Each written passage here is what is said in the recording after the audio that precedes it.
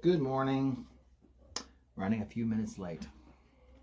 I go to get on, and then you see a comment by someone, and what can I say? I can be obsessive, wanting to respond and give them a piece of my mind.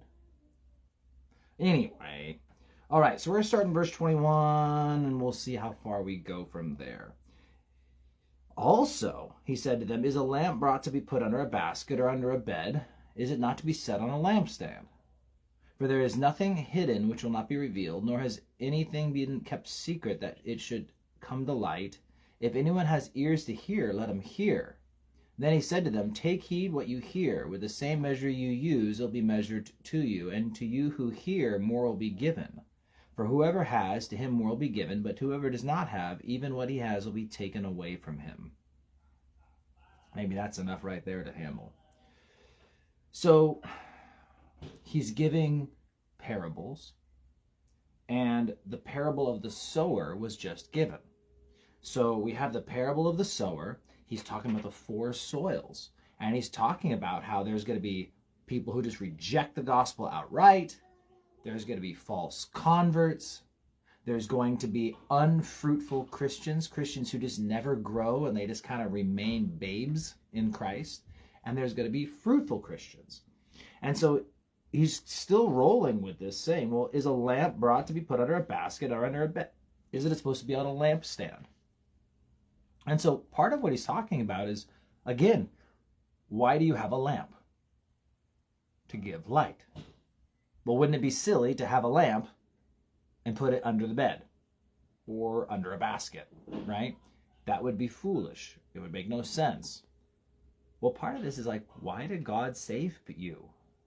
Now, it's because he loves you and he wants to spend eternity with you, but also, right, that you are to shine before all men. We know this from the Sermon on the Mount, and we see many similar sayings in Jesus' teachings, just like if you listen enough of my teachings, there's plenty of similar sayings where I say the same thing, but maybe slightly differently at different times.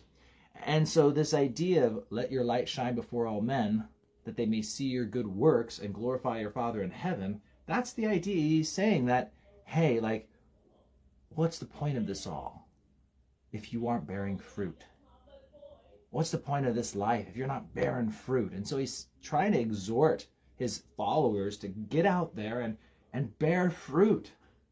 Grow. Get rid of the weeds and the thorns and start bearing fruit and being one of those Christians that's adding to the church, adding in service, adding in number as we share the gospel, building people up and just adding to their lives and discipling one another. And he says, for there is nothing hidden which will not be revealed, nor has anything been kept secret that it should not come to light. So this reminds you of 2 Corinthians 5:10, for we must all stand before the judgment seat of Christ and give an account for what's been done in the body, whether the good or the bad. And the idea is that one day everything's going to be revealed. One day everything's going to come to light. And so you can't hide your weeds, and you can't hide. It's all going to be made known. So if that's the case, why not live a life of which there's no reason to be ashamed? Why not go all out and just, man, yes, Lord, I want to do this. I want to serve you. I want to bear fruit.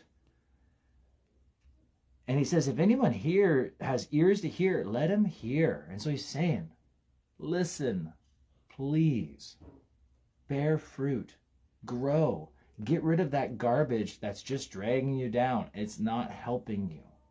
Get rid of those attitudes of apathy. Get rid of the idea, well, this is enough. No, do all you can for God. Serve all you can for God. Quit sitting and getting and get a move on for God. Do what you can. Use all the resources he's given you to let your light shine.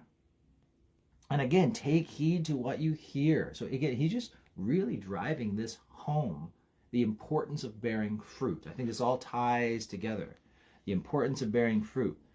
With the same measure you use, it'll be measured to you, and to you who hear, more will be given. And so he's saying, again, that if you use a measure, it'll be measured back. Now, this is reminiscent of Matthew 7, And you can use it two different ways. If you're judgmental and heavy-handed against others, well, God's like, well, I can be heavy-handed and judgmental towards you. But again, if you want to be fruitful and bear much fruit and pour blessings, God will also give you much fruit and pour much blessings back to you. And so the idea is that living a fruitful life for God, you'll never make God your debtor. You're not going to do all these great things for God and feel like at the end of the day you gave more. I think the idea is when you get to heaven and you see your reward, you'll never think that you did enough to earn that. You'll never think that you ever deserved what is waiting for you. And so he's saying, if you've got ears to hear, hear what I'm saying to you. If you can listen, listen. And when he says, whoever has, to him more will be given. Whoever does not have, even what he has will be taken away from him. Well, think about that. Again, it's as believers, what we have, right? What we do, all the fruit we bear now, well, there's going to be so much more blessing added to that. Much more will be given to us. And yet, unbelievers, those who may have something, they have a car, they have whatever it is that they pride themselves in, well, that'll be taken away one day. All of the worldly things that are chased will be taken away. And yet all the spiritual fruits that people have worked for in this life, so much more fruit and blessing will be given to them in the next. And so it's just this idea of, as I've been talking a lot about at our church lately, having an eternal mindset. I found that to be my theme in 2 Corinthians, that all of it revolves around this eternal mindset, a spiritual mindset, getting our minds disconnected from this world and connected with the world to come. Thinking about spiritual things and weighing things spiritually and not physically.